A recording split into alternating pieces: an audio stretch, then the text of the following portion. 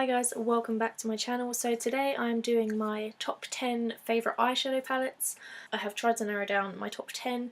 It was hard, believe me, and it is largely, you're going to be seeing Anastasia Beverly Hills and Too Faced. So those are my top two eyeshadow palette brands. I'm just going to jump straight in, and they're not in any particular order. I can't rank them. I don't have the capabilities to do that. It would take me hours. So I'm going to start off with one that I know a lot of people love, and that is the Urban Decay Born to Run palette. So the packaging is really great on this one, and I love it because you've got so many choices of colours in this. You've got a really nice top row of transition shades. There's just so many colour options with this palette. You can do pinks, oranges, purples, blues and greens, or golds even. There's just so many options, and I think it is a perfect palette for travel, which I think is what they intended, because you've got everything you could need in this palette. I also really like the formula in this. I know a lot of people didn't love the formula of this, but I personally do like it. Okay, next I actually have some more from Urban Decay. Just almost dropped it. So the next palette I'm going to talk about is the Naked Heat palette. So I've had this one for a little while now, and it is just a really nice warm neutrals palette. It's got a good mix of mattes and shimmers in this, so you've got a nice lot of transition shades down here, and then some really nice outer corner shades. I absolutely love these two on my outer corner. And then the shimmers in this are not super pigmented or like metallic and foiled, they're just a really nice shimmer. I really love the formula of these. I think there's a different formula in this and the Naked Cherry than there is in the original Naked series. Really love this palette. It's great for autumn and winter. If you want to go for a warm neutrals look, this is your palette. I was torn between this palette and my Tartelette Toasted palette, but I have definitely got more use out of this one. I will be doing a video comparing this and the Tartelette Toasted palette in the next few weeks or so keep an eye out for that. And of course next is the Naked Cherry palette. Of course I had to talk about this one. I've only recently got this. My parents bought it for me for Christmas, but I already love it. Very similar to the Naked Heat palette, but it is all sort of berry and red tones. And again, there's a really good mix of mattes and shimmers in these palettes. Okay, next up I actually have a drugstore palette. This is the Revolution collaboration with Soph. Soph does nails. So this was the original one. She has since released the Extra Spice palette, but this is the original one. It has more colours than the Extra Spice. I do really like the Extra Spice palette. I just really love some of the colours in this palette. Similarly to the Born to Run palette, you've got a lot of different colour combos to play with here. You've got pinks, purples, blues, greens, so it is a really great palette, and I think it was only £10, so it's a really great drugstore option. Because you've got everything you could need in here. This green shade here is amazing. Okay, next I'll do Anastasia Beverly Hills, I think. So first up on that is the Norvina palette. So I really like this palette. I think a lot of people were kind of put off because they thought it was the purple palette, but really you got three purples in here. You've got this one, a darker one, and then this sort of bluish purple down the bottom. Please do excuse the state of this palette as well. All my shimmers smashed when it arrived, all of them. So I have had to repress them all.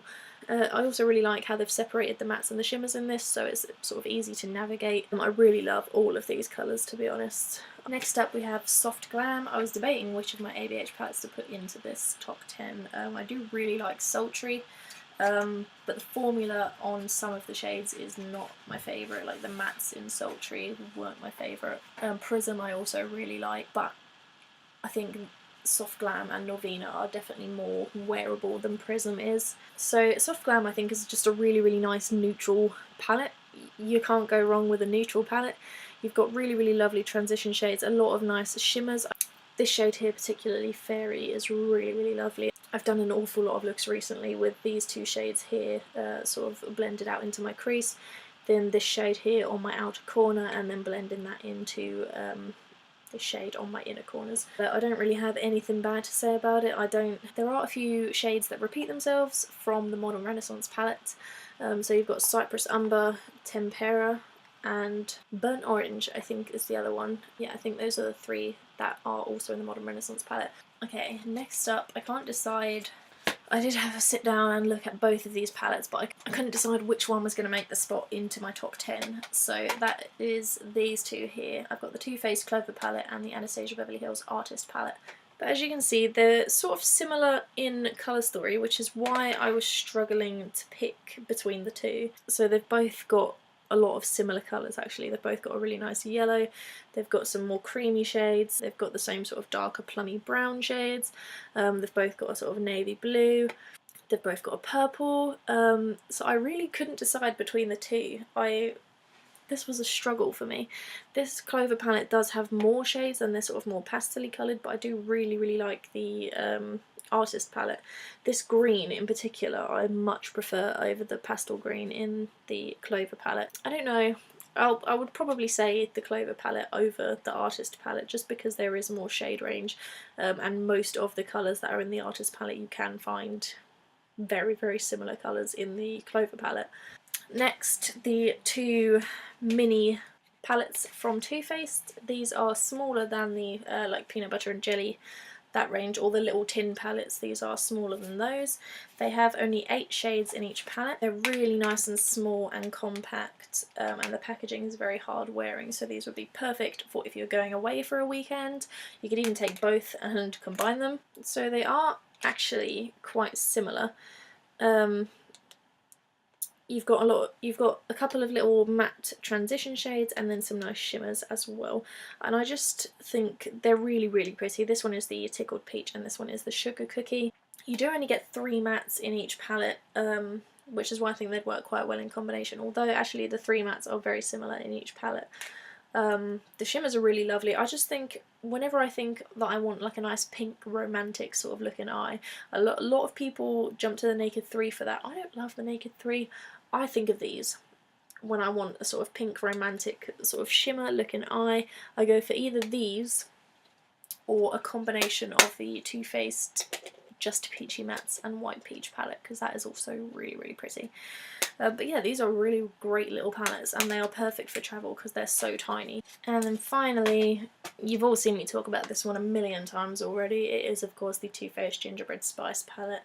I couldn't not include this in this video because I really love it. I'm not even going to say anything about it because I've talked about this one at least 2 or 3 times before in my previous videos. I will link my review for this down below. I don't think I've actually reviewed any of these other palettes yet. I think this is the only one in my top 10 that I have reviewed in my palette per week challenge so far, so I will link that video again down below.